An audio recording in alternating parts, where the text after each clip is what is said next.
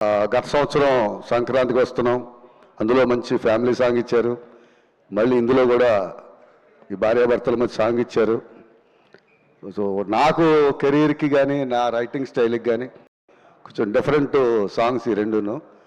కాకపోతే అనిల్ గారు ఫస్ట్ అన్నారు, మీకు ఆ మొగుడు పిల్లల గొడవలు రొమాన్స్ అది రాయడంలో మీకు బాగానే ఉంది సార్, గోదావరి గట్టు అలాగే రాశారు ఇది రాశారని.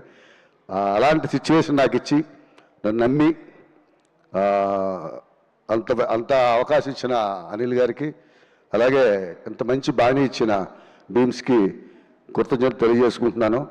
చాలామంది డైరెక్టర్లతోటి బాగా రాయడానికి ఏమడదు కానీ ప్రతి రైటర్ రాస్తాడు, అది ఎలాగా ఎవరు ఓకే చేయగలుగుతారన్న దాంట్లోనే డైలమాలో ఉండిపోతాం ఒక్కోసారి. బట్ అనిల్ గారితో నాకు ఆ ప్రాబ్లం లేదు. అందుకని నేను ఎంత ఎగ్జైట్ అవుతానో ఆయన అంత ఎగ్జైట్ అవుతారు వినిపించినప్పుడు. అది నాకు చాలా హ్యాపీ అనిపిస్తుంది, ఆయనతో వర్క్ చేయడం చాలా హ్యాపీగా అనిపిస్తుంది. ఇందులో ఈ పాట రాసినప్పుడు ప్రతి లైన్కి మొత్తం టీము, అనిల్ గారి టీం దాదాపు 20 మంది అందరూ విన్నారు ఈ పాట, అందరూ క్లాప్స్.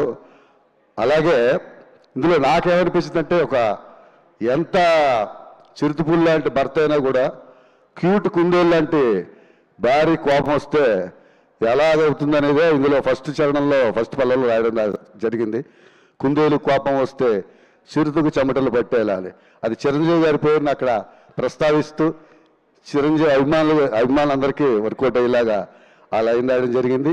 అలాగే నీ తప్పులు ఒకటా రెండా చిత్రగుప్తుడి చిట్టాలా అనే లైన్ నిజంగా రాస్తూనే అనిల్ గారికి ఇది నచ్చుతుందా, ఇది ఓకే చేస్తారా అని టెన్షన్ ఉండేది, కానీ ఫస్ట్ ఆయనకి బాగా నచ్చాయి చాలా. అలాగే కలకత్తా కాళీమాత నీకు మేనత్ అయ్యేలా అని లైన్ కానీ చాలా మంచి పాట ఇచ్చారు అనిల్ గారు. మరోసారి మీకు థ్యాంక్స్ తెలియజేసుకుంటున్నాను.